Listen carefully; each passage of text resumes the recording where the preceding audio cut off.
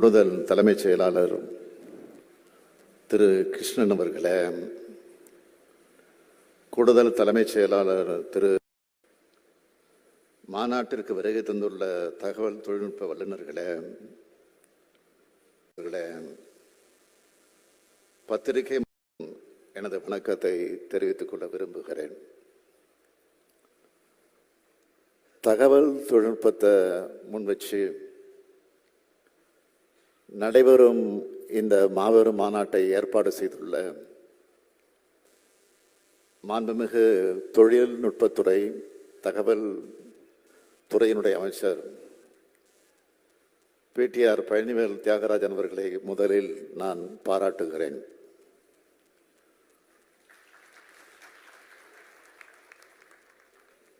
மூணு தலைமுறையா நாட்டுக்கு தொண்டாற்றி வரும் குடும்பத்துக்கு சொந்தக்காரர் அவர். இந்தியாவோட சிறந்த கல்வி நிறுவனங்கள்ல ஒன்றாக இருந்த திருச்சி என்ஐடியிலும் உலகத்தோட தலை சிறந்த கல்வி நிறுவனமான MITயிலையும் படித்தவர். பல ஆண்டுகள் வெளிநாட்டில் படித்து வேலை செஞ்சிருந்தாலும் அங்கேயே தங்கிடாம தமிழ்நாட்டுக்கு திரும்ப வந்து இங்கேயும் தொழில் வர்த்தகம்னு ஒதுங்கிடாம அவரோட அப்பா தாத்தா மாதிரியே அரசியலில் பங்கெடுத்து தன்னுடைய அறிவாற்றலை தமிழ்நாட்டு மக்களுக்கு, தமிழ்நாட்டு மக்களுடைய நலனுக்கு கொடுத்துட்டு இருக்கக்கூடியவர் அவர். நம்ம ஆட்சியில் முதல் 2 ஆண்டுகளில் நிதியமைச்சராக மிக சிறப்பாக செயல்பட்டு பல மாற்றங்களுக்கு வித்திட்டவர். மாண்புமிகு அமைச்சர் பிடிஆர் பழனிவேல் தியாகராஜன் அவர்கள், அவரை நான் IT துறைக்கு மாற்றினேன். அவரை நான் மாற்றியதற்கு காரணம், IT துறையிலும் நிதித்துறை போல மாற்றங்கள் தேவைப்பட்டது. அவருடைய தலைமையில் தகவல் தொழில்நுட்பத்துறை மூலமா தமிழ்நாட்டோட பொருளாதார வளர்ச்சியும் தமிழ்நாட்டு இளைஞர்களுக்கான வேலைவாய்ப்பும் அதிகமாகும். நான் கொடுத்த பொறுப்பை அவர் சிறப்பாக செயல்படுத்துகிறார் என்பதற்கு இந்த மாநாடு எடுத்துக்காட்டாய் அமைந்திருக்கிறது. அவருடைய பணி மேலும் சிறக்க வாழ்த்துகிறேன், பாராட்டுகிறேன். 1/4 நூற்றாண்டுக்கு முன்பே வருங்காலம் என்பது கணினியின் காலம், தொழில்நுட்ப காலம் என கணிச்சவர் முத்தமிழறிஞர் கலைஞர் அவர்கள். அதனாலதான் 1996, 2001 காலகட்டத்திலேயே கணினி வாசலை தமிழ்நாட்டில் திறந்து வச்சார். அவரால் மேற்கொள்ளப்பட்ட தொலைநோக்கு பார்வை கொண்ட முயற்சிகளால் தான் இந்தியாவோட IT தொழில் புரட்சியில் தமிழ்நாடு முதன்மை மாநிலமாக திகழுது. இந்தியாவிலேயே முதல்ல 1997 IT பாலிசி, ஐடிக்குன்னு தனித்துறை, டாஸ்க் ஃபோர்ஸ், தமிழ் நெட் 99ன்னு IT துறையில் தமிழோட மாபெரும் பாய்ச்சல் கலைஞர் ஆட்சி காலத்தில் தான் தொடங்குச்சு. நாட்டோட முதல் IT பார்க்க டைடல் பூங்காவில் 2000 ஆண்டில் உருவாக்கினார். இது எல்லாத்தையும் 1/4 நூற்றாண்டுக்கு முன்னாடியே செஞ்ச பெருமை கலைஞரை தான் சேரும். அதனால தான் நாங்கள் அவரை நவீன தமிழ்நாட்டோட சிற்பின்னு சொல்கிறோம். ஐடிக்கு கலைஞர் காலம் எப்படி பொற்காலமோ அதே மாதிரி நமது திராவிட மாடல் அரசின் ஆட்சி காலமும் இருக்கும்னு செயல்படுறோம். அதனால தான் நீண்ட ஆலோசனைகளுக்கு பிறகு தமிழ்நாடு தரவு மைய கொள்கை 2021, தமிழ்நாட்டிற்கான தரவு கொள்கை 2022, தகவல் தொழில்நுட்பத்துறைக்கான தரவு கொள்கை 2022, தகவல் தொடர்பு உட்கட்டமைப்பிற்கான கொள்கை 2022 என முக்கியமான தகவல் தொழில்நுட்ப கொள்கை முடிவுகளை அறிக்கைகளை அரசு வெளியிட்டிருக்கு. அதோடு பொது தனியார் கூட்டு முறையில் தகவல் தொழில்நுட்ப நகரங்களும் டைடல் பூங்காக்களும் உருவாக்க தகவல் தொழில்நுட்ப பூங்கா கட்டமைப்பாளர்கள் மற்றும் முதலீட்டாளர்களோடு ஆலோசனைகளை மேற்கொண்டோம். அனைத்து தகவல் தொடர்பு நிறுவனங்களுடன் பேச்சுவார்த்தை நடத்தி 5G அலைக்கற்றை அமைப்பை துரிதப்படுத்தினோம். இயற்கை பேரிடர் காலங்களில் இணையம் மற்றும் தகவல் தொடர்பு இணைப்புகள் செயலிழக்காமல் இயங்க தேவையான முன்னேற்பாடுகளை குறித்து விவாதித்தோம். அனிமேஷன், விஷுவல் எஃபெக்ட்ஸ், கணினி விளையாட்டுகள் மற்றும் காமிக்ஸ் துறை சார்ந்த நிறுவனங்களோட 2 முறை கலந்துரையாடல்கள் நடத்தணும். நம்ம தமிழ்நாட்டில் இந்த துறைகளில் வர்த்தகம் துவக்கிறதுக்கான முயற்சிகளை செய்து கொண்டிருக்கோம். நான் அடிக்கடி சொல்வதுண்டு, எனக்கு 2 கனவுகள் இருக்கு.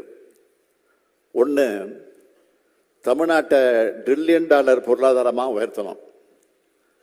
இன்னொன்று, உலகத்தோட மனிதவள தலைநகரமாக தமிழ்நாட்டை மாற்றணும்.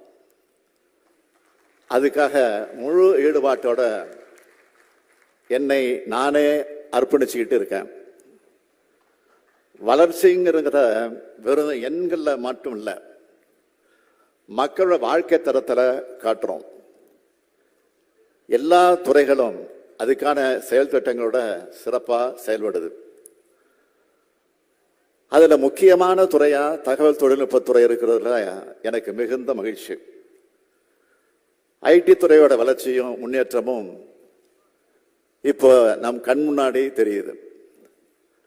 தலைவர் கலைஞர் தமிழ்நாடு 99 மாநாட்டை நடத்தி 25 ஆண்டுகள் ஆகும். இந்த நேரத்தில் தமிழ் இணைய கல்விக் கழகம் சார்பாக கனித்தமிழ் 24 மாநாட்டை நடத்தியிருக்கோம். 10 நாடுகளிலிருந்து 60க்கும் மேற்பட்ட கல்வியாளர்கள், அறிஞர்கள், தொழில்துறை வல்லுநர்கள் இதில் கலந்துக்கிட்டாங்க. செயற்கை நுண்ணறிவு, இயந்திர கல்வி வழி கற்றல் போன்ற துறைகளில் மொழியோட முக்கியத்துவத்தை புரிஞ்சிக்க செயற்கை நுண்ணறிவு காலத்தில் இந்தியாவிலேயே முதல் மாநிலமாக ஆங்கிலம் அல்லாத மொழியில் ஒரு தொழில்நுட்ப மாநாட்டை வெற்றிகரமாக நடத்தி முடிச்சிருக்கோம். இதுதான் திராவிட மாடல் ஆட்சியோட தனித்தன்மை. எல்காட்டில் அனுமதி வழிமுறைகள் அதை மேம்படுத்துறதுனால 5G அலைக்கற்றை நடைமுறைப்படுத்தல துரிதப்படுத்தி இருக்கும். தமிழ்நாடு டிஜிட்டல் மயமாக்கல் வியூகத்தை அறிமுகப்படுத்தினது சென்றாண்டு செஞ்ச சாதனைகளில் முக்கியமான ஒன்று. நீண்ட காலமாக தடைபட்டிருந்த தமிழ்நாடு ஃபைபர் நெட் அமைப்பை விரைவுபடுத்தி இருக்கும். நான் முதல்வன் திட்டத்தின் கீழ் ICT வழியாக நடத்தப்படுற பயிற்சி திட்டங்களை அதிகரிச்சிருக்கோம். தமிழ்நாடு மின் ஆளுமை முகமை வழியாக 36 துறைகளோட 751 திட்டங்கள் டிஜிட்டல் மயமாக்கப்பட்டிருக்கு. தமிழ்நாட்டில் இருக்கிற 38,292 சேவை மையங்களில் 25,726 மையங்கள் கடந்த ஆண்டு அமைக்கப்பட்டிருக்கு. இது ஒரு டிஜிட்டல் புரட்சி இல்லையா? சென்னையில் 1000 வைஃபை ஹாட்ஸ்பாட்ஸ் அறிவிக்கப்பட்டிருக்கு. கடந்த ஆண்டு சென்னையில் மட்டும் 11 மில்லியன் சதுர அடி அளவிலான புதிய அலுவலகங்கள் குத்தகைக்கு விடப்பட்டிருக்கு. இதில் இருந்த இந்த துறை எப்படிப்பட்ட வளர்ச்சி அடைஞ்சிருக்குன்னு நீங்க தெரிஞ்சுக்கலாம். 2021-22 ஆண்டுகளில் சென்னை நகர பகுதிகளில் பணியாளர்களோட எண்ணிக்கை 40 விழுக்காடு வரைக்கும் அதிகரித்து இருக்கிறதா சென்னை பெருநகர மாநகராட்சி கவுன்சில் மதிப்பிட்டிருக்கு. கோவையிலும் முன்பை விட அலுவலகங்கள் அதிகமாக திறக்கப்பட்டிருக்கு. 5 நாட்கள் முன்பு கடந்த பிப்ரவரி 19 அன்று வெளியிடப்பட்ட நிதிநிலை அறிக்கை, அதில் புதிய அறிவிப்புகள் வெளியிடப்பட்டிருக்கு. புதிய தொழில்நுட்பங்கள் அதை உருவாக்குற புத்தொழில் நிறுவனங்களுக்கு நிதி உதவி அளிக்க இந்த ஆண்டு 5 கோடி ரூபாய் நிதி ஒதுக்கீடு செய்யப்பட்டுள்ளது. கோயம்புத்தூர்ல புதிய தகவல் தொழில்நுட்ப பூங்கா 20 லட்சம் சதுர அடியில் 1100 கோடி ரூபாய் செலவில் உருவாக்கப்பட இருக்கு.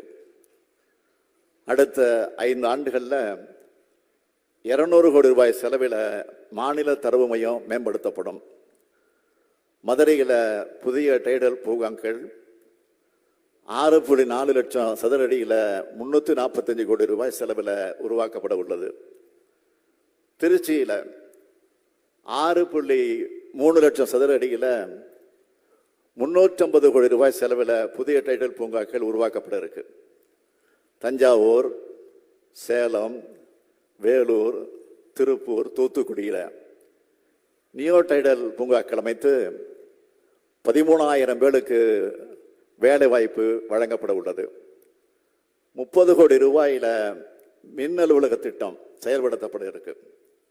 சென்னை, கோயம்புத்தூர், மதுரை, திருச்சி, சேலத்தில் இலவச வைஃபை வசதிகள் என பல்வேறு திட்டங்களை இந்த நிதிநிலை அறிக்கையில் அறிவிச்சிருக்கிறோம். இதெல்லாம் நிச்சயம் ஐடி துறையை வளர்க்கும்.